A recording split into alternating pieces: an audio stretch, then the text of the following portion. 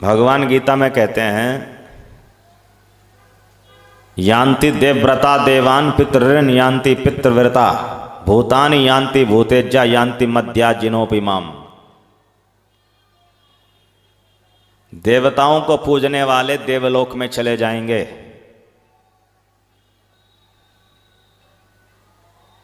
पितरों को पूजने वाले पितरलोक में जाएंगे, भूत प्रेतों को पूजने वाले भूत प्रेतों के लोक में जाएंगे अथवा भूत प्रेत बनेंगे, और मेरी पूजा करने वाले मेरे भक्त मेरे लोक में, मेरे गोलोक में आएंगे। तो सबकी पूजा का फल अलग अलग है।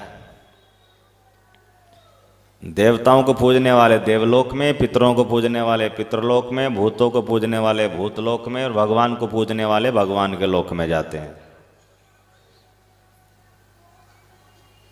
तो जो सोचते हैं कि सबकी पूजा भगवान की पूजा है, चाहे जिस मर्जी की पूजा कर लो, तो इस विचार को भगवान ने गीता में हतोत्साहित किया है, इसका खंडन किया है।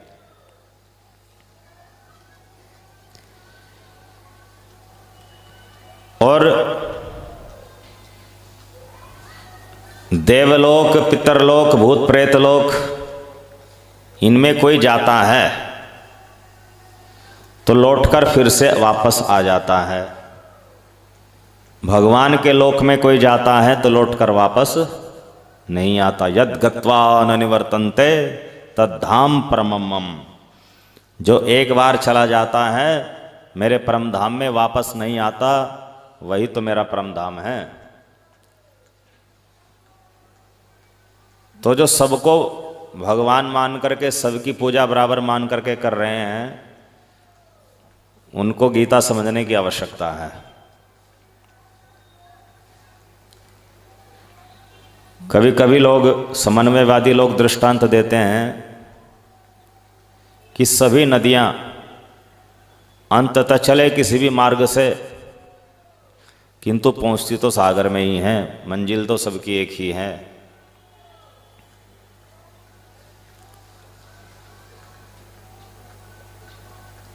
हरे कृष्ण कृष्ण कृष्ण हरे हरे, हरे राम राम राम हरे हरे। देखिए, जब नदियां निकलती ही सागर से हैं तो जाएगी भी तो सागर में ही। अब आप कहेंगे नदियां सागर से कैसे निकलती हैं? नदियां वर्षा से उत्पन्न होती हैं या बर्फ से उत्पन्न होती हैं। वर्षा और बर्फ बादल के कारण, और बादल जो है वो सागर से ही जल को लेकर बरसता है। तो सागर का जल ही बादल बन करके पर्वतों पर बरसता है, फिर वही पर्वतों पर बरसने वाला जल नदियों के रूप में आता है और फिर सागर में मिल जाती है।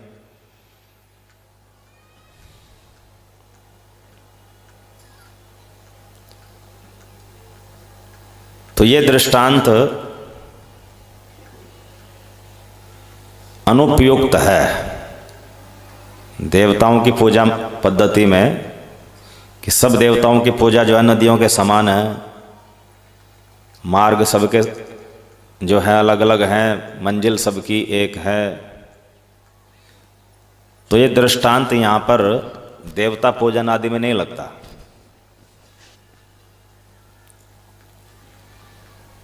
हरे कृष्ण कृष्ण कृष्ण हरे हरे, हरे राम राम राम हरे हरे।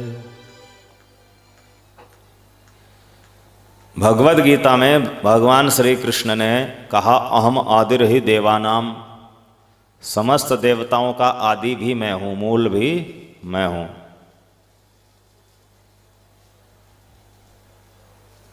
तो समस्त देवताओं को अपने विश्व रूप में दिखाया भी। तो देवताओं के बारे में जो प्रामाणिक जानकारी हो तो भगवान श्री कृष्ण ही दे सकते हैं। तो उन्होंने दिया कि देवोपासना, पितरोपासना, भूतोपासना, ये सब अलग अलग साधन है और इनके साध्य भी अलग अलग हैं। सबकी पूजा अलग अलग है, सबका फल अलग अलग है, और भगवान की पूजा का फल अलग है। तो देवताओं की पूजा करने वाले भगवान को प्राप्त नहीं होते, इसलिए भगवान की भक्ति का मार्ग देवताओं की पूजा पाठ के मार्ग से बिल्कुल अलग है।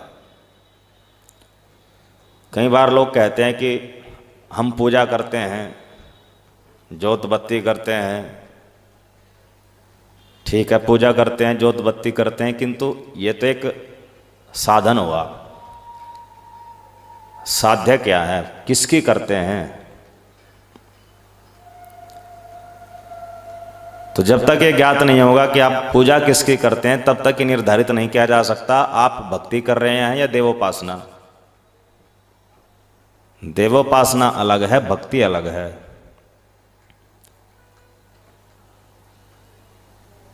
तो भक्ति में भी जोत बत्ती जलती है और देवोपासना में भी जलती है। भक्ति में भी मूर्ति होती है भगवान की, देवोपासना भी देवताओं की मूर्ति होती है।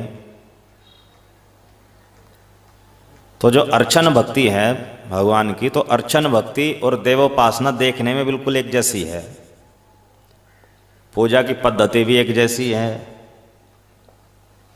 किंतु फिर भी एक भक्ति है और एक देवोपासना है, दोनों अलग अलग है। देवोपासना का फल अलग मिलेगा, भक्ति का फल अलग मिलेगा।